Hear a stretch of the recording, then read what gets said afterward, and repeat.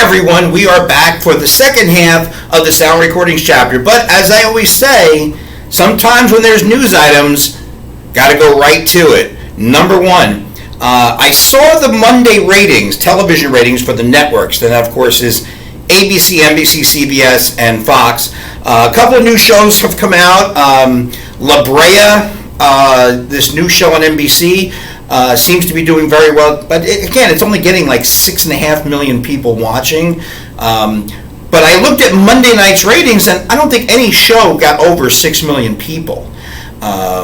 Whether they were on at 8, 8:30, 9, 10, whenever. So the TV ratings are really starting to take a hit when it comes to the networks, especially because they're the one that are charging the advertisers, and that's a lot of money. That's a lot of money. Yet, what have I said since the start of the semester, at least, is the driving force that might keep the networks okay, and that, of course, is NFL football. Well, on Sunday night, you had the game where Tom Brady, with the Tampa Bay Buccaneers, returned to New England to play the Patriots. And of course, there was a lot of human drama involved with this game. So it wasn't just a football game, but you had that whole human element to it. And that game drew an audience of 27.6 million people. That's huge. I mean, that's really huge. That's something that, of course, yeah, even during the time before the Netflix era arrived, before COVID, I think I'm going to stick with the black might come along a little easier. But that's the kind of, even, pre-COVID, even before Netflix, that's still a big audience. That's still higher than what they've averaged over the last several years. So getting 27 million people, that's a lot of people to watch that one football game. So the advertisers on NBC did just fine. Another thing I wanted to point out, and we're going to get back to TV in a second, the new radio ratings came out, and far and away still the number one radio station. And they've actually pulled out to a much further lead than they've had in the last year or two, and that, of course, is Light FM. WLTW 106.7. Light FM is just still far and away. I think it has like 250 to maybe 400,000 more listeners than the number two station. It's just amazing how they've had this for about 23 years now, with the exception of a couple of months here and there. Otherwise, they've been the number one radio station in New York for about 23 years. And it's October. For those of you who may know, Light FM, starting around the first week of November, will then go to all Christmas music, and their popularity just soars. Every year, they almost double their regular radio rating during the months November and, of course, December leading up to Christmas time. So when the Christmas music's coming, they've already got a huge lead. Light FM is going to be the number one radio station for a very long time. And the interesting part is that, so a lot of you are like, well, I don't listen to the radio. Well, no, it's not so much you guys. All right? Because we all know, especially with Light FM, come here to Bergen. Walk past any office where there's a secretary sitting there, and what's coming out of their computer is Light FM. You go to any accountant's office, doctor's office, dentist's office, a lawyer's office, any kind of office. And what are they playing? You walk into an elevator, they're playing Light FM, okay? It's a very safe station. It also caters to a demographic of women, like usually age 25 to 64. So it really, so many people just listen to it. And it's safe to listen to. Nothing crazy, nothing outrageous. It's just Light FM. And you can't be a DJ unless you have the throaty thing going. Another 10 in a row. Here with Celine Dion. Ugh, they've got the success though, and they're making the buku bucks. So hats off to them. Now the other thing I wanted to talk about television and then lead into in continuing the sound recordings is today is the 25th anniversary of the founding of Fox News Channel. The Fox News Channel debuted in 1996. And has been just an unbelievable success. I mean, it's whether you like it or watch it or not, you can't argue with their tremendous success. They quickly became one of the top-rated cable news show or networks, and then they became about 18 years ago, I think 16 or 18 years ago, they became the number one rated cable news network.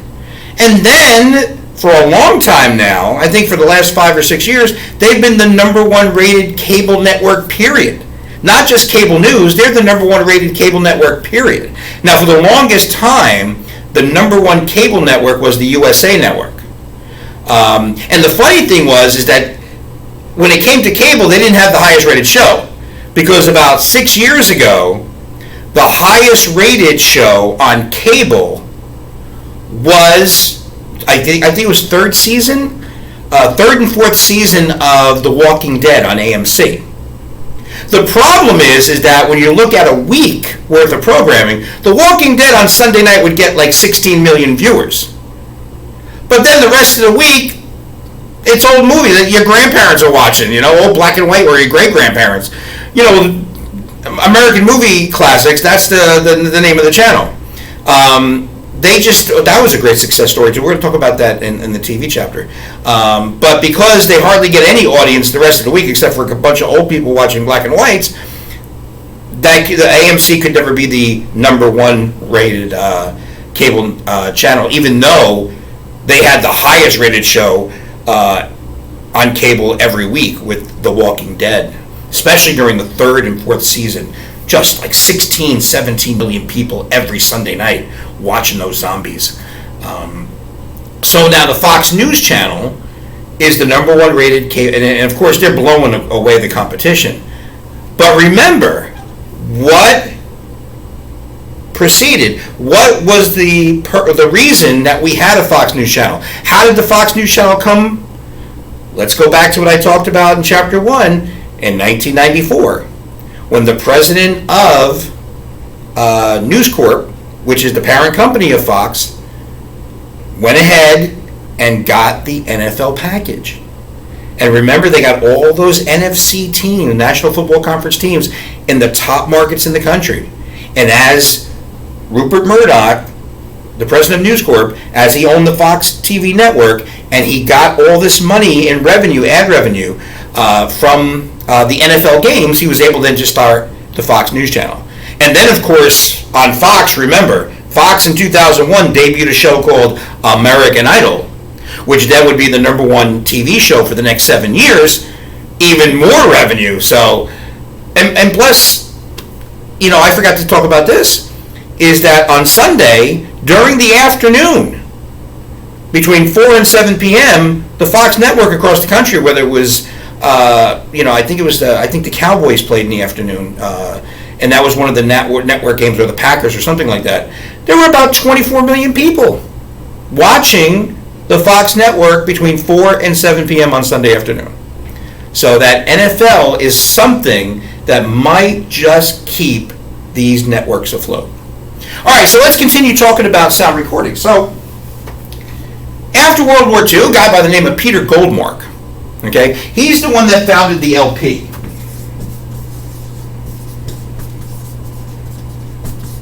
And of course, that stands for long playing. That's the big vinyl disc now where you can have 5 songs on each side. And you also have the little record, okay, that has 1 song on each side that goes around 45 rounds per minute, and you get those pictures. And now you have that partnership with radio now, where sound recordings and radio are going to work together as recorded music would become the programming for radio stations. And of course, it would help to sell those albums. Hey, I hear a song on the radio, I like it, I go to the record store and I buy it. Well, in the beginning, of course, it was a little slow moving, and then of course came one person. One person showed him how to do it all. And of course, if you look at your link that I have, the playlist, that first one, of course, is the King, Elvis Presley.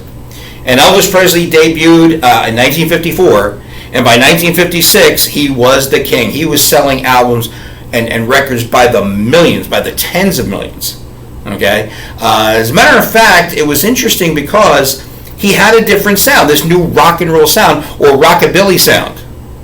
But of course, because it had a little R&B to it, it sounded a little too black for some radio guys. Like, we're not going to play that Negro music.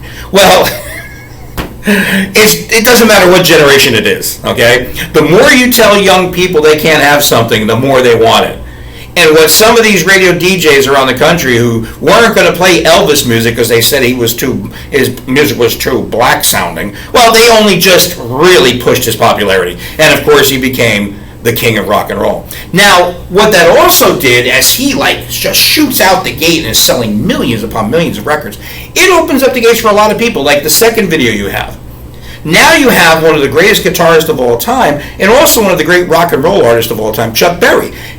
Now radio stations are going to start opening up. It's like, well, who cares what color they are? The music is fantastic.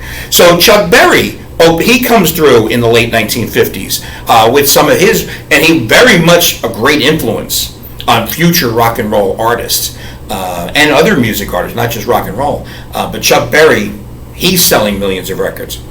And then you start seeing different genres of music. See, now that radio is going to be used by the sound recording industry to sell their records, okay? A song played on the radio is almost like an advertisement. So now we can see we can really make Elvis showed the way. And now as Elvis kicked down the door, everybody else was going to come through. And that meant different regions of the country could now, you had one region of the country here, the northeastern part, where the Italian influence here in the Bronx. You had that doo-wop sound, like you see there with Dion and the Belmonts. Why were they called Dion and the Belmonts? Because they grew up on Belmont Avenue in the Bronx. Okay, and Dion and the Belmonts, they started to spur that doo-wop sound, which became popular around the country. And then the next one you see the Beach Boys. Suddenly that Southern California sound was now going to start selling millions of records across the country. And then in 1959, a guy by the name of Berry Gordy, he now realizes that almost this entire country was waking up. Okay? It doesn't matter what color the person is who's singing or playing the music. If it's just damn good music, it's going to sell. He then founds a record company based in Detroit, Michigan. And because it was based in Detroit, the Motor City, he of course called it Motown Records. Some of the best music ever produced came out of Motown and would sell tens of millions of albums, especially the group that you see there on your list, that of course Diana Ross and the Supremes, the Four Tops, Marvin Gaye, Smokey Robinson and the Miracles, Mary Wells. There were just all kinds of fantastic artists that came out. And then in 1971, when Berry Gordy had heard about this group of brothers who were singing together up in Gary, Indiana, and he went up and assigned the Jackson 5 with their lead singer, little brother, Michael Jackson. So Motown Records just really put such a mark, and still does today. Many oldie stations, a staple of movies. There's still a lot of movies that you hear Motown records are played in the background during a movie. So now things were going really well for the recording industry, and that was until November 22nd, 1963. That, of course, as you see, is when Walter Cronkite on CBS News told 50 million Americans that President Kennedy, our young, energetic president with the two small children, was now dead. Well, our country went into mourning. And it was a time period where so much sadness, so much, there was no glee. It almost reminded me of the time after 9/11. When is it going to be an opportunity to break out of this glumness? And especially young people. If there's one thing young people don't like to be, they don't like to be depressed. They don't like to be down. They don't like to be out of it. And less than 3 months after President Kennedy was assassinated, who arrives on our shores but those four guys from Liverpool, England, and that, of course, is the Beatles, who would become the best-selling artist of all time. Nobody's even close. Here in America, they have sold over 180 million albums. No one is even close.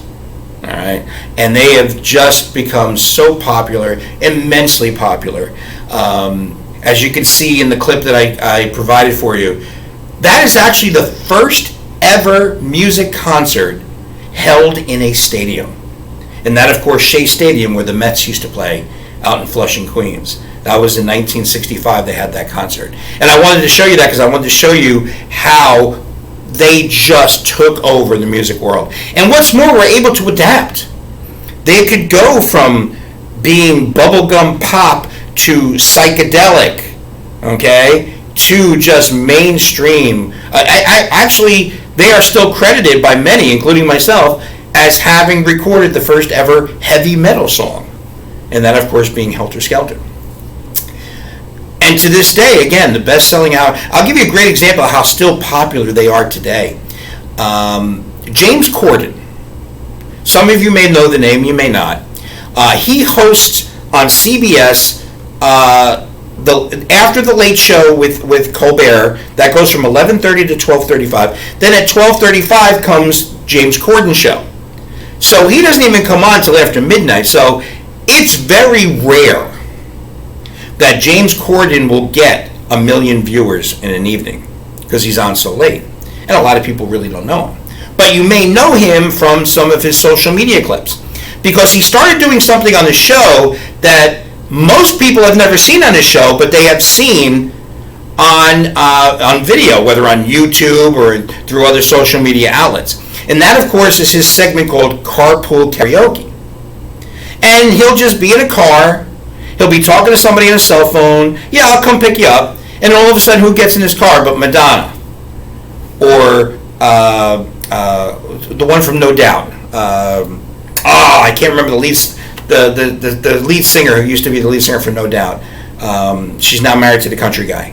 Anyway, the Red Hot Chili Peppers. Stevie Wonder once did a carpool karaoke with James Corden.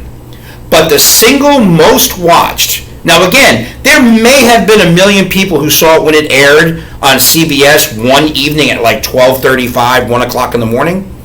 But his carpool karaoke, James Corden's, with Paul McCartney on YouTube has close to 500 million views. That's how popular the Beatles still are today. Just amazing. Well, now I don't have too much time. I don't want to go into too much of what's going on afterwards. Of course, you have what's going on today, where a lot of artists now, they make their deals for digital downloads. Instead of making deals with record companies, they make them with streaming services, Amazon Music, Apple Music, Spotify, Pandora. They may still have a record company deal, but they'll primarily deal with the streaming services, and that's how they try to make their money, which a lot of you are starting to step up and pay for these services. Some of you will stay for free, but most of you are actually paying so you can get the songs and the music that you like. But there is one last clip that I put on that list that I gave you. And it's from a group that debuted in 1971. And the reason why I'm talking about them is because they did something we're never going to see ever again when it comes to the sales of sound recordings. In 1971, we saw the debut album of a group out of Southern California. And we wanted to get away from the whole psychedelic thing. We wanted to get away from all the stuff dealing with the protest of Vietnam and everything else. So you had this easy listening type music group. And they were called the Eagles. And they debuted in 1971. Well, by 1975, they had put out 3 albums. They had still a couple other songs that were original they hadn't put on an album yet. So they decided to put out their greatest hits, 1971 to 1975. And to this day, the Eagles' greatest hits, 71-75, is the best-selling album in American history, having sold over 38 million copies of just that one album. But here's what they did. After they put out 71-75, they then in 1976 put out an album called Hotel California, which was an immensely popular album. What is this all leading to? The Eagles were so popular and selling so well their albums that they sold 1 million albums a month for 18 consecutive months. That's a year and a half where every month they're selling 1 million albums. We'll never see that again. As a matter of fact, I think if you look at album sales today, if someone comes out with an album and it sells 2 million in a year, that's tops. Like no one else sells. The last time I saw somebody really selling an album was Adele. And she sold like 2.5 million albums like 5 years ago. The whole way that sound recordings are not only made, but how they're sold, how the recording artists make money is just so different. But if there's one thing that really killed recording artists was COVID. Because one of the things that recording artists rely heavily on is live performances. And I know that concerts have come back strong. I know that PNC Arts Center had a lot of concerts this summer, which is a great venue of all kinds of different type of music, because that's what the artists really rely heavily on, is making a lot of money through the live performances. So that's the sound recordings chapter.